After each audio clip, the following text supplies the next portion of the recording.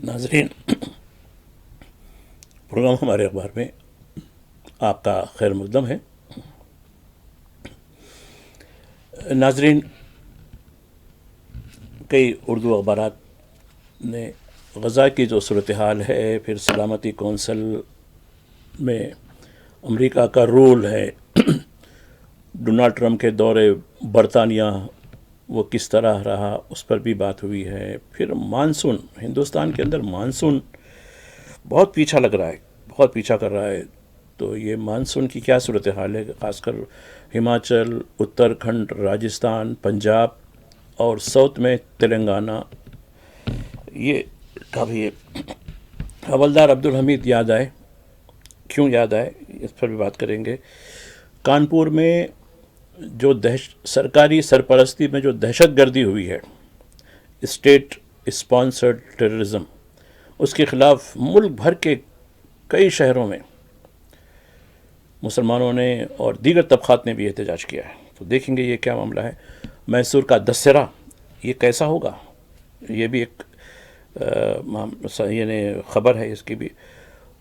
اور کل رات سورج گرہن ہے لیکن ہندوستان میں نہیں دکھے گا، تو یہ بھی ہے۔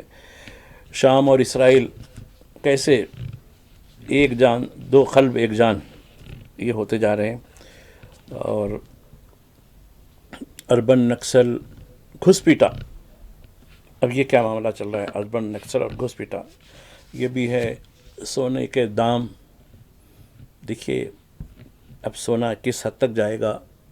پھر آندھرا پردیش کے ایک علاقے سے سونے کی کان کی خبر آئی ہے، تو دیکھیں گے جس دھرتی پر کوہ نور نکلا وہاں سونے کی کان بھی نکل سکتی ہے، تو دیکھیں گے یہ خبر ہے۔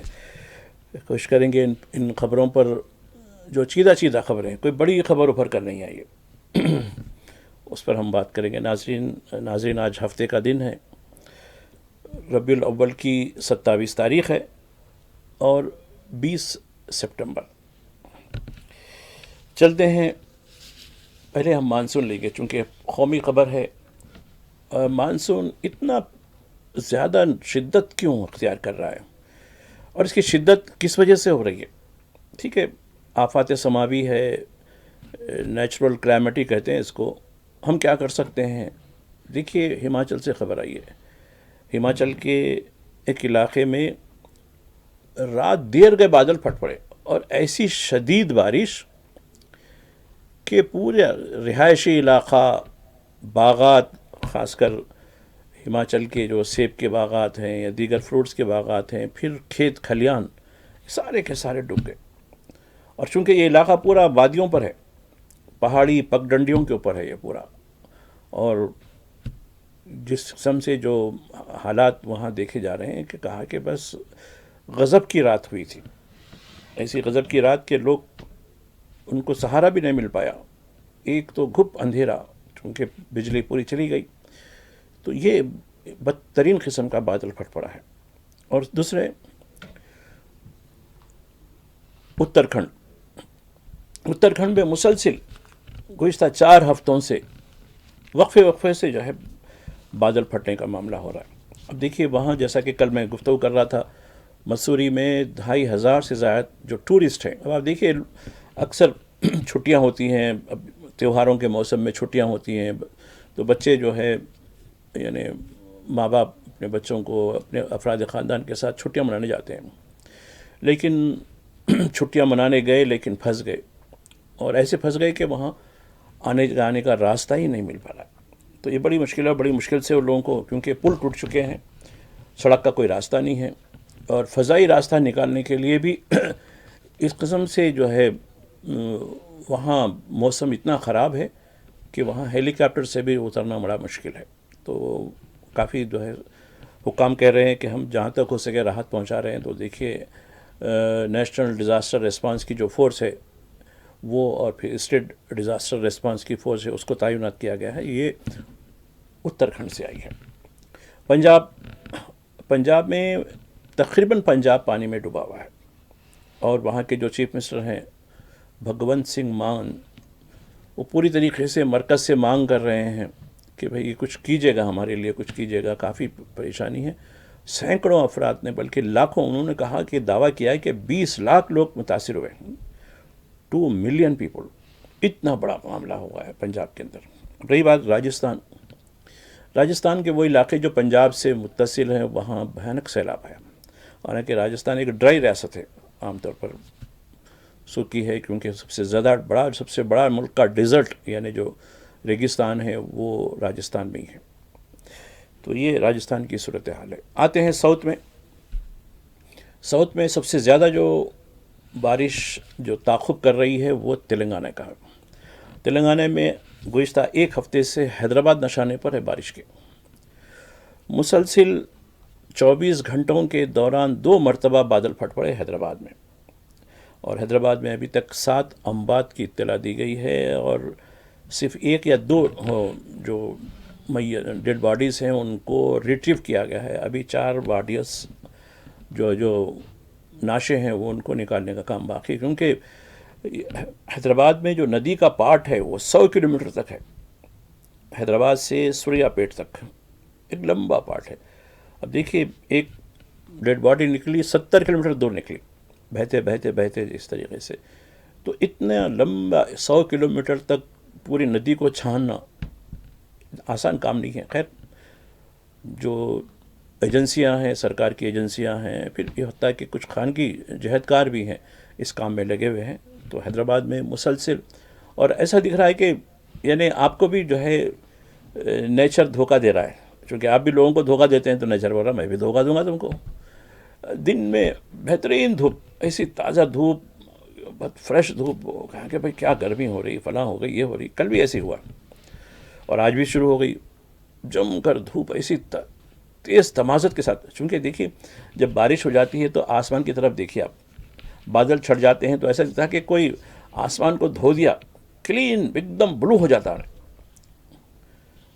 تو اب ایسا ہی دکھ رہا ہے کہ بالکل بلو سامان، جیسا کوئی جانتا ہی نہیں وہ کام بیٹھا ہوا ہے، اور شام ہوتے ہی جو لرزنا شروع ہو جاتا ہے۔ کل بھی ایسے ہوا رات میں، ٹھیک ہے، اتنی شدید بارش تو نہیں ہوئی، کچھ علاقوں میں ہوئی، کچھ علاقوں میں بوندا باندی ہوئی۔ اس کی وجہ سے یہ غیر یقینی صورتحال ہے۔ اس غیر یقینی صورتحال میں ایک تو جو لوگ کام سے واپس ہوتے ہیں یا کام کو جاتے ہیں ان کے لیے مشکلات ہوتی ہیں، اور دوسرے ٹریفک کا جو مسئلہ ہے۔ اب دیکھیے حیدرآباد کا سب سے بڑا مسئلہ اس وقت ٹریفک کا ہو گیا۔ ایک تو یہ بارش کی وجہ سے ٹریفک پوری اسٹینڈ اسٹل یعنی رک جاتی ہے، اور دوسرا سڑکیں کشادہ نہیں ہیں اور سڑکوں پہ جس طرح کا نظم ہے، اور تیسرا ایڈمنسٹریشن یعنی مقامی جو پولیس یا دیگر جو ایجنسیاں ہیں جو ٹریفک کے نظام کو بہتر بنانے والی ہیں، ان کی بھی جو ہے صحیح منصوبہ بندی نہیں ہے، یہ بھی ایک بڑا فیکٹر ہے۔ تو خیر، تو یہ رہا مانسون کا حساب ہے۔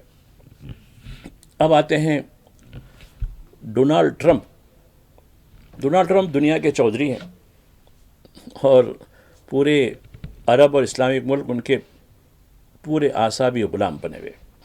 اب یہ صاحب 2 دن برطانیہ میں تھے، وہاں کے جو بادشاہ ہیں چارلز، ان کی شاہی دعوت پر ونسٹر فورٹ کیزل یعنی قلعے کو کہتے ہیں، وہ قلعے پہ ان کی دعوت ہوئی۔ حالانکہ پروٹوکول کے لحاظ سے صادق خان جو لندن کے میئر ہیں ان کو مدعو کیا جانا چاہیے تھا، اور انہوں نے شاہی گھر سے جو دعوت آئی تھی اس میں اپنا کنسرن، رضامندی بھی ظاہر کی تھی کہ ہاں آؤں گا۔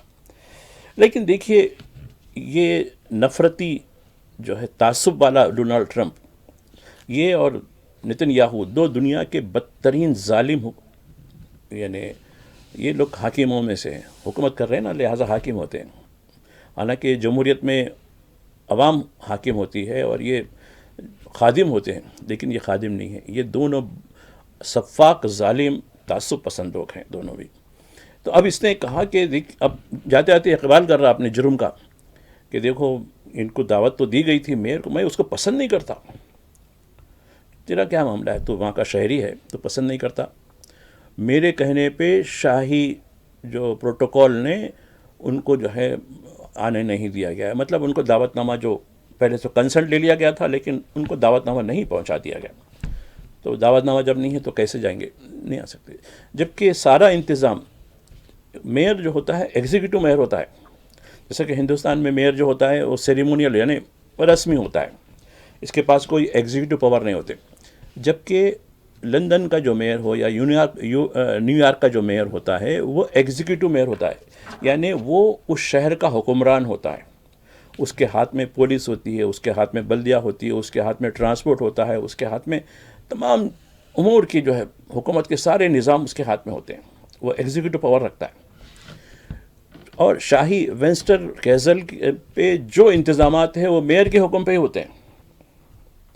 دیکھیے اس کی ہائپوکریسی، دیکھیے ڈونالڈ ٹرمپ کی ہائپوکریسی کہ میں نے رکوا دیا۔ اس سے پہلے کچھ ہفتہ پہلے یہ اسکاٹ لینڈ آیا تھا، کہا کہ لندن آئے تو میئر سے ملنا پڑتا، اور اس نے برطانیہ کے وزیر اعظم کے سامنے، یعنی جب اسکاٹ لینڈ آیا تھا، جب اسٹارمر کے سامنے کہا تھا کہ I don't like this man, is very is a lawyer.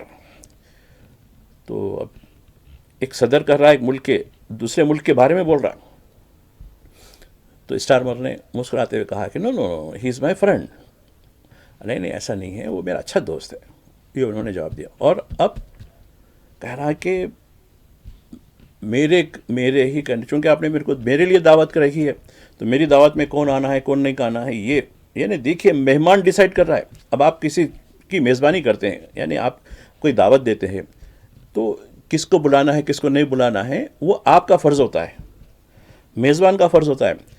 لیکن یہاں مہمان نے کنڈیشن رکھا فلاں کو نہیں بلاؤ تو میں آؤں گا۔ ایسا ظالم حکمران، اور اس کے سچ دوست پورے عرب لوگ ہیں، اسلامی ملک کے لوگ، اسلام تو نہیں ہے، میں ان کو غیر اسلامی ملک کہتا ہوں، غیر اسلامی ملک ہیں سمجھیے، کیونکہ اسلام کا نام جڑا دیا گیا اس کے، یہ سارے، اور کون سی انجمن ہے وہ میں اس سے پہلے کہہ چکا ہوں آپ کے اس پروگرام میں۔ تو یہ اس کا تعصب ہے۔ دیکھیے پھر یہ کہہ رہا ہے کہ دیکھو اسٹارمر جو برطانیہ کے وزیر اعظم ہیں وہ کہہ رہے ہیں کہ وہ فلسطین کو تسلیم کر لیں گے، میں اس چیز سے اتفاق نہیں کرتا۔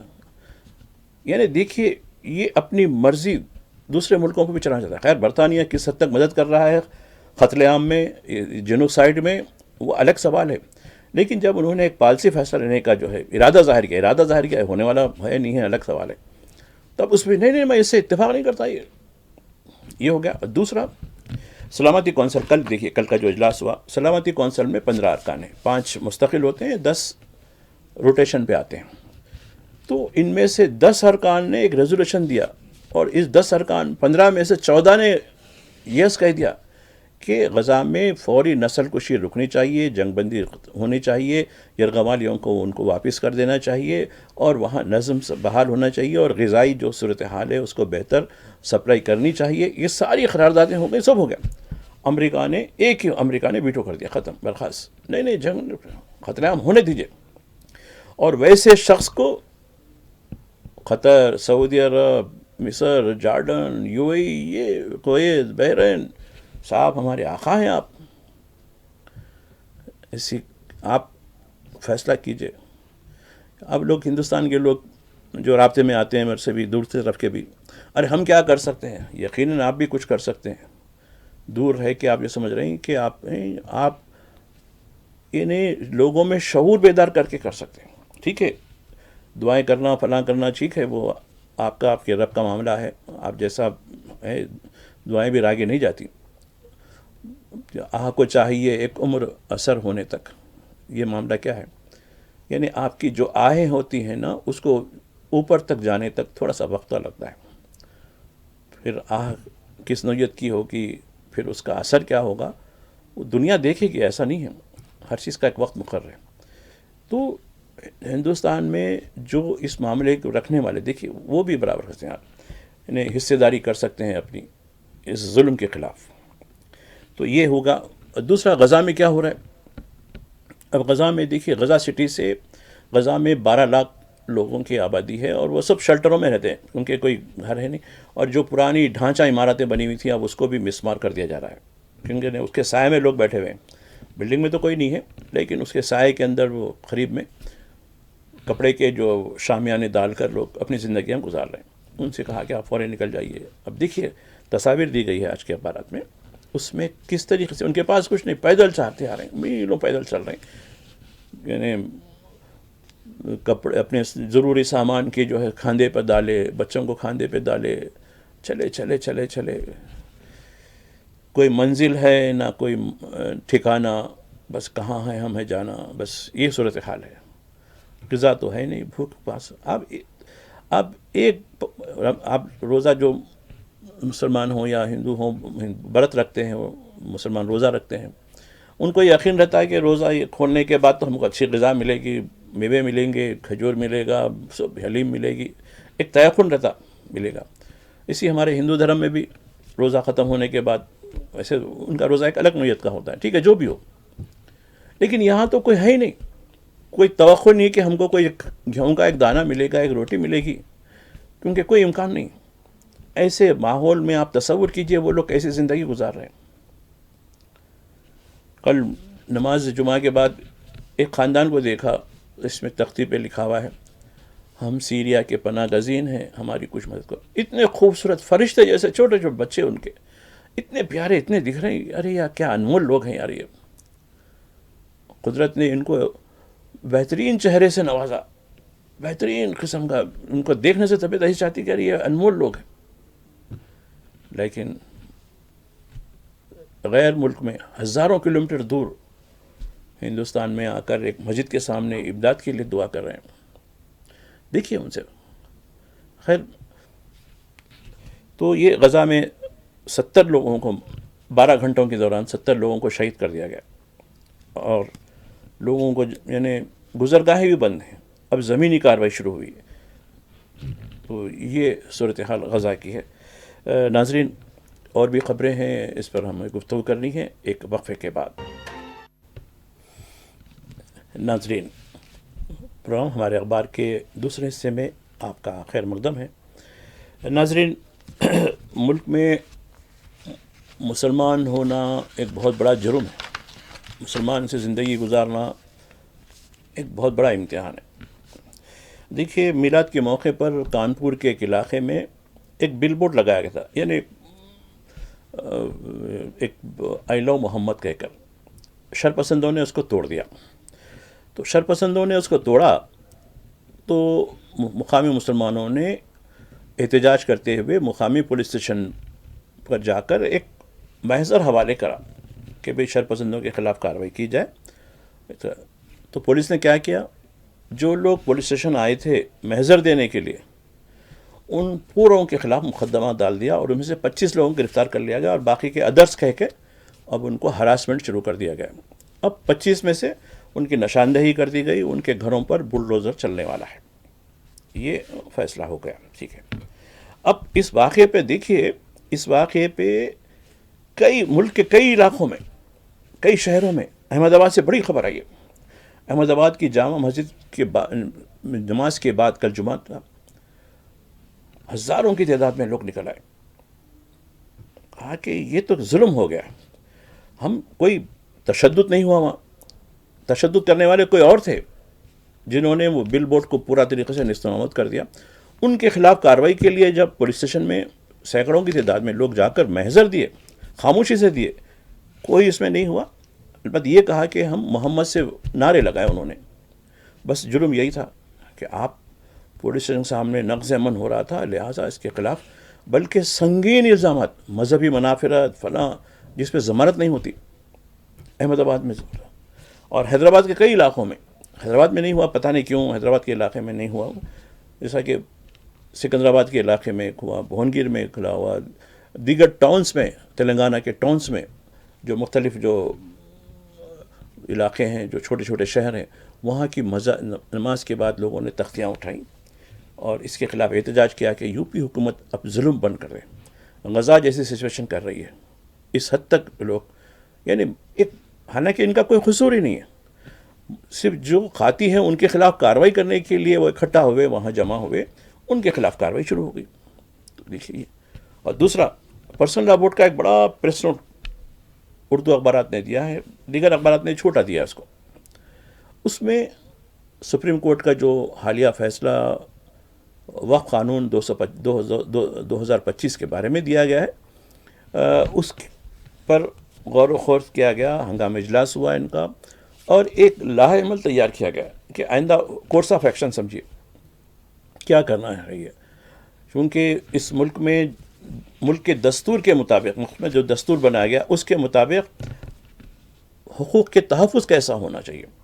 اب اس پر ایک بڑا لائحہ عمل دیا گیا، تو اس میں کئی باتیں کی گئی ہیں کہ ایک مسلسل مہم چلانا، دیگر ابنائے وطن کو بھی واقف کروانا کہ کس طریقے سے یہ غیر قانونی کام ہونے جا رہا ہے، اس کے بارے میں ایک تفصیلی رپورٹ دی گئی ہے. کافی بڑی 2 یا 3 پیجز کی ہے وہ، تو اس پر جو ہے اخبارات نے اس کو ایڈٹ کر کے جو پبلش کیا ہے. تیسری جو اہم خبر جو دیکھی جا رہی ہے، جو بھی عدالت سے متعلق ہے، چونکہ عدالتیں بھی اب بہت خبریں دے رہی ہیں، سورس آف نیوز ہو گئی ہے عدالتیں.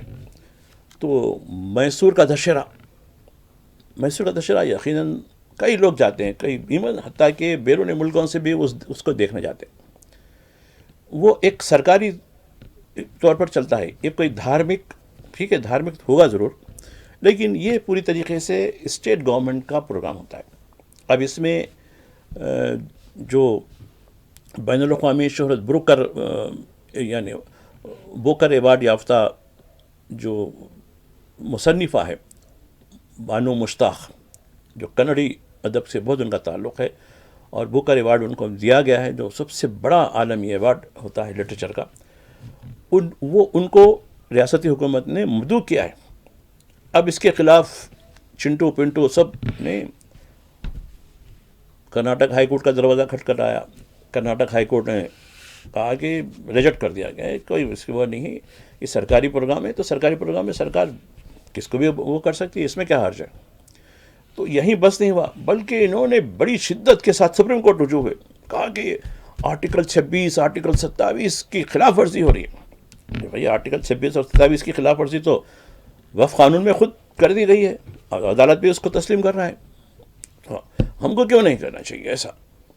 تو دیکھیے عدالت بولی یہ سرکاری پروگرام ہے، سرکار کا کوئی مذہب ہی نہیں ہے، سرکار کس کو بھی بلا سکتی ہے.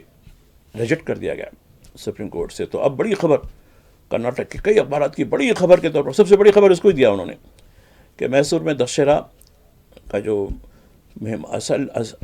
چیف مہمان ہوں گے، چیف گیسٹ جو ہوں گے، وہ بانو مشتاق ہوں گی، جو کنڑا کی سب سے بڑی جو ہے لیکھک ہے، یعنی مصنفہ ہے، وہ ہوں گے. اور کچھ شنٹو اخبارات نے کہا کہ دیکھو اب ہمارے مذہب میں توہین ہو رہی ہے. دیکھیے تو مذہب میں توہین ہو رہی ہے، ان کی کیا مذہب. جبکہ سرکاری وکیل جو کرناٹک کے وکیل نے جو پیش کیا اس میں انہوں نے تفصیل بتائی. یہ 500 سال سے اس وقت کے مہاراجا میسور کے تھے، وہاں سے چلتے آ رہا. اس کے علاوہ اس کے بعد مغل، اس کے علاوہ سرنگا پٹنم جو حیدر علی ٹیپو سلطان، ان کے دور میں بھی سرکاری سرپرستی میں چلتا آ رہا. تو یہ ایک پورے طریقے سے جو مسلم حکمران تھے، نواب تھے، انہوں نے بھی اس کا اہتمام کیا. انہوں نے بھی اس میں جس قسم سے جو سمان ہونا چاہیے، ٹھیک ہے پوجا پاٹ کا جو معاملہ ہے وہ پنڈت کرتے ہیں، اور یہ پہلی بار نہیں ہے کہ کسی مسلمان کو بلایا گیا، بلکہ مسلمان راجاؤں، مسلمان نوابوں، مسلمان جو ہے بادشاہوں کے دور میں بھی یہ سلسلہ جاری رہا. اور یہ 1610 سے شروع سے یہ جو ہے کام ہو رہا ہے. اس کی انہوں نے پورا حلف نامہ داخل کیا اور کہا کہ 8 سال پہلے بھی ایک بہت بڑے لیکھک تھے، مسلمان تھے، وہ بھی اس میں جو ہے ان کو بھی اس وقت کی جو اسٹیٹ گورنمنٹ تھی نا ان کو چیف گیسٹ بنایا تھا. یہ پہلی بار نہیں ہے، یہ ایک روایت ہے کہ جو کنڑی تہذیب سے، کنڑا سے جن کا بہت بڑا کنٹریبیوشن ہے، جنہوں نے کرناٹک کے لیے بہت بڑا کام کیا ہے، چاہے ان کا مذہب کچھ ہو، مذہب سے نہیں، حکومت کے پاس کوئی مذہب نہیں ہوتا، لہٰذا ہم ان کو مدعو کرتے ہیں. اور اس طریقے سے انہوں نے مدافعت کی کہ ان کو جو دعوت نامہ دیا گیا ہے بانو مشتاق کو، وہ پوری طریقے سے میرٹ کی بنیاد پر ہے. تو عدالت نے یہ آرگومنٹ کو قبول کر لیا، اور جو چنٹوؤں کے جو اعتراضات تھے ان کو 3 مرتبہ ریجیکٹ کر کے کر دیا. تو دیکھیے امید کے کرن ہے پھر بھی اس ملک کے لیے، چونکہ اس ملک میں جس طریقے سے مسلمانوں کے خاص کر شمالی اور شمال مشرقی ریاستوں میں، بالخصوص آسام میں، کشمیر میں، اتر پردیش، اتراکھنڈ میں جس طریقے سے اور گجرات میں جس قسم سے جو معاملہ چل رہا ہے، اس میں ایک نظیر ہے کہ بھئی ہندوستان میں اب بھی کچھ توقع ہے، امید کی ایک کرن باقی ہے، اور اس کرن کو آگے بڑھانے کی ضرورت ہے. تو یہ بھی خبر اخبارات میں اس کو نمایاں کیا گیا. تو ناظرین آتے ہیں حوالدار عبدالحمید. مجھے یاد ہے 65 کی جنگ، میں ہندوستان کے ریڈیو سنتا تھا، بی بی سی کی بڑی مانگ تھی اس وقت. بی بی سی ریڈیو جب بلیک آؤٹ ہو جاتا تھا شہر میں، تو کیونکہ ہم بلیک آؤٹ میں اس وقت تو ٹارچ ہوتی تھی، فون تو تھے ہی نہیں پہلے، ٹارچ بھی استعمال نہیں کر سکتے تھے، بلکہ ریڈیو بھی بہت کم لوگوں کے پاس تھا. تو محلے میں ایک صاحب کے پاس ریڈیو تھا، تو بالکل اندھیرے میں ہم اپنے سر پر ایک رومال چھوٹا سا ڈال لے کر ان کے گھر جاتے تھے. تو اور ان کے ریڈیو کے جو سامنے کا حصہ ہوتا ہے اس میں ایک ہری بتی نکلتی ہے، تو ایک پٹی سے وہ ہری بتی کو بند کرتے ہیں، چونکہ وہ بھی نہیں آنا، کیونکہ بلیک آؤٹ چل رہا ہے، کبھی بھی دشمن کے طیارے اس شہر پہ وارد نہ ہو جائیں، تو سائرن بج جاتا تھا. تو بی بی سی کی خبریں سنتے تھے، پاکستان کی خبریں سنتے تھے جا کے، ارے پاکستان کا ریڈیو کیا بول رہا ہے، پھر ہندوستان کا ریڈیو، آل انڈیا ریڈیو کیا بتا رہا ہے. تو دونوں پہ بھروسہ نہیں ہوتا تھا ہمارے کو، کیونکہ دونوں ایک فریق ہیں. ارے نہیں، تیسرے کا سنیں گے، بلکہ بی بی سی ریڈیو ایسی دلچسپی سے سنتے تھے ہم. تو خیر وہ بھی بی بی سی بھی کوئی دھوت کا دلاوا نہیں ہے. اس وقت بھی ہم کو معلوم ہوا، جب جنگ کا رزلٹ نتیجہ آیا تو معلوم ہوا کیسے اس وقت بھی کون کون کس کے گود میں رہتا تھا میڈیا، الگ ٹھیک ہے وہ. تو خیر جب تو ہم طالب علمی کا مطلب ابتدا ہوئی تھی، تو یہ کہنے کا مقصد ہے کہ جنگ کا جو معاملہ ہے، تو حولدار عبدالحمید کیوں آج یاد آئے. اب ان کے بارے میں دیکھیں، یو پی میں کئی کلومیٹر طویل سائیکل یاترا ہو رہی ہے. اگر حولدار عبدالحمید کا کردار نہیں ہوتا تو آج امرتسر پاکستان میں ہوتا تھا. اس وقت جو تجزیہ کیا جا رہا تھا، اس وقت کی جو خبریں، چونکہ ہمارا شعور مطلب شاید ہو سکتا ہے میں 7 سال کا تھا ہوگا. تو اس وقت تو بتانے کا مقصد یہ ہے کہ آج اب حولدار عبدالحمید کو یاد کیا جا رہا ہے. عبدالحمید نے اپنی قربانی دے کر، یعنی پاکستانی فوجوں کا لاہور تک تعاقب کیا اور اپنی جان قربان کر دی. دیکھیے، ہندوستانیوں کو پاکستان جانے کا مشورہ دینے والوں سن لو، آج کیوں حولدار عبدالحمید کو سب سے بڑا قومی ایوارڈ کیوں دیا گیا تھا، اور آج ان کی یاد میں سائیکل یاد نکالی جا رہی ہے جو اتر پردیش میں جہاں وہ پیدا ہوئے تھے. تو آج وہ بھی ایک خبر ہے کہ ان کی یاد میں سائیکل یاد رہی. یقیناً نہ صرف امرتسر بلکہ جالندھر تک پاکستانی فوج آ چکی تھی، اور یہ شخص تھا جس نے یعنی اپنی جان کی پرواہ نہیں کی اور اتنے پاکستان کے ٹینکس کو تباہ کیا، بلکہ ان کا تعاقب کیا. اور یہ کہنے اس نے ایک اپنے کمانڈر کو میسج دیا کہ میں عنقریب لاہور میں جا کے چائے پینوں گا. تو یہ سمجھنے کی ضرورت ہے، یہ چیزوں کو بتانے کی ضرورت ہے. تو آج یہ خبر آئی ہے کہ ان کی یاد میں سائیکل ریلی نکالی. اور آپ دیکھیے، کچھ عرصہ پہلے یوگی سرکار نے ان کے نام سے ایک مدرسہ قائم ہوا تھا، یعنی گورنمنٹ کا اسکول، اس کی گرانٹ بند کر دی اس نے. دیکھیے یہ ہے، یہ آج کے نیشنلسٹ، قوم پرست یہ لوگ ہیں. خیر آتے ناظرین اور خبروں کی طرف آتے ہیں. اربن نکسل اور گھسپیٹا، اب یہ دو چیزیں سرکار کے پاس رہ گئی ہیں. چونکہ جس طریقے سے الیکشن کمیشن کے غیر جانبداری پر، اس کی انٹیگریٹی پر جو حرف یعنی اس کا جو الزام لگایا جا رہا ہے، اس تناظر سے نپٹنے اب دیکھیے پوری طریقے سے بی جے پی الیکشن کمیشن کے ساتھ ہوگی. الیکشن کمیشن کو ضرورت نہیں ہے کسی پارٹی کی، وہ ایک خود مختار دستوری ادارہ ہے، اس کو اپنی وضاحت کرنے دیجیے، ٹھیک ہے جو بھی ہوگی.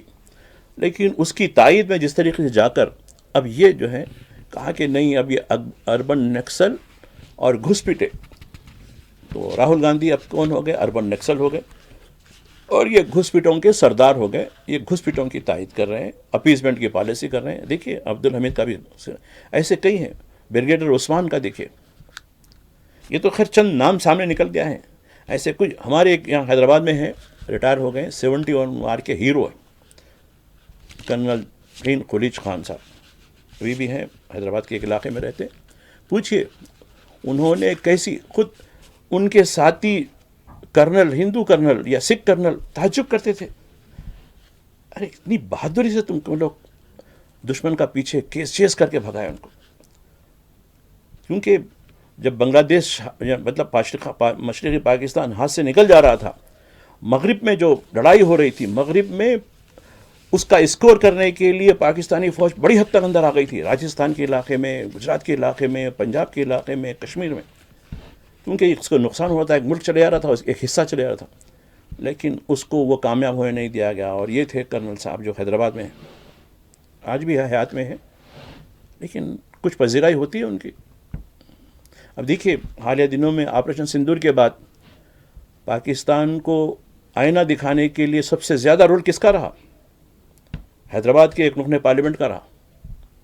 لوگ تعجب کرتے ہیں کہ بھئی یعنی مسلمانوں کی جو حب الوطنی ہے اس پر سوال کرنا خود اپنے آپ کو جو ہے آئینہ دکھانے کے مطابق. تو یہ صورتحال ہے. خیر ناظرین، اس طرح آج میری آپ کے ساتھ گفتگو رہی ہے. اب دیکھیے موسم کہتے ہیں نا ایک جیسا کہ فلمی گیت ہے، آج موسم بڑا بے ایمان ہے، لیکن ہم انسان کون سے ایماندار ہیں، یہ بھی تو سوال پیدا ہوتا ہے. اس طرح آپ کے ساتھ گفتگو ہوئی ناظرین، آپ سے رخصت ہونے کی اجازت چاہتا ہوں. پھر ملاقات ہوگی. خدا حافظ.